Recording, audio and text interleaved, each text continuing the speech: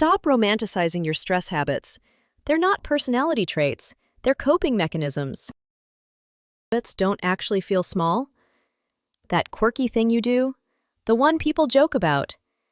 What if it's not a personality trait at all, but your brain quietly responding to stress? The surprising part? Most people never realize it's happening. I'm about to show you 10 behaviors that seem completely normal, even relatable, but are actually red flags waving hard in the background. And before you think, this doesn't apply to me, stay with me. Because chances are, at least one of these patterns is already active in your brain. Number 10. The skin archaeologist. You're sitting on the couch and notice you've been picking at a tiny spot on your arm for nearly half an hour. It's starting to bleed. This isn't just a habit, it's excoriation disorder, compulsive skin picking. Your brain sends a signal, do something, and your hands respond. There may be a brief sense of relief. Afterwards, regret, marks, maybe guilt. This often appears alongside anxiety, OCD, or unresolved stress. Your brain creates a problem it can control, your skin, when the outside world feels overwhelming. This behavior isn't random, it's a coping response. Number 9. The mental time traveler. Lying awake late at night, replaying an awkward conversation from years ago, or imagining future conversations that may never happen. That's rumination. Your brain gets stuck in a loop, pulled into the past or future, making it harder to stay present. Rumination is common in anxiety and depression. Your brain revisits moments hoping to resolve them, but instead, tension often builds. Research shows people who ruminate are more vulnerable to depressive symptoms. This isn't overreaction, it's a signal your mind is under strain. Number 8. The emotional ghost.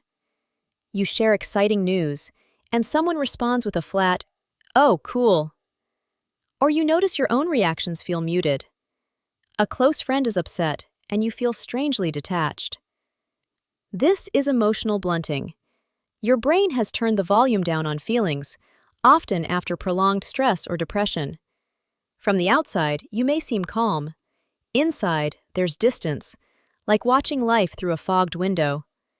This reflects how your brain regulates emotional overload. Number 7. The disaster director. You send a message and wait for a reply. A typical brain assumes the other person is busy.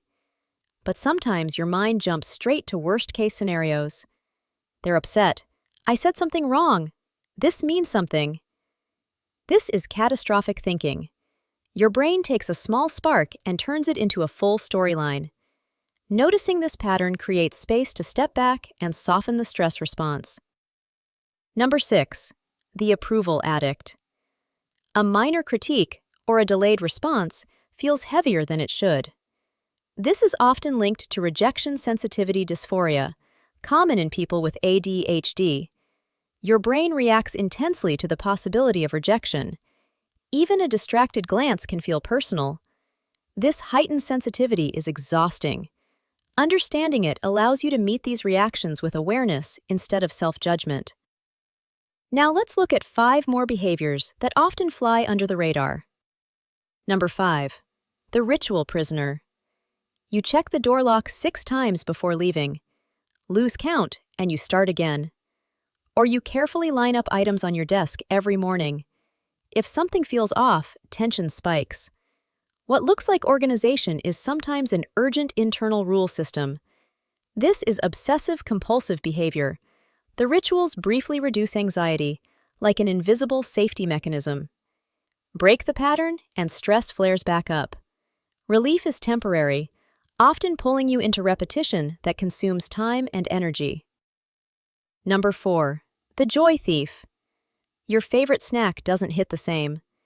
Good news from a friend barely registers.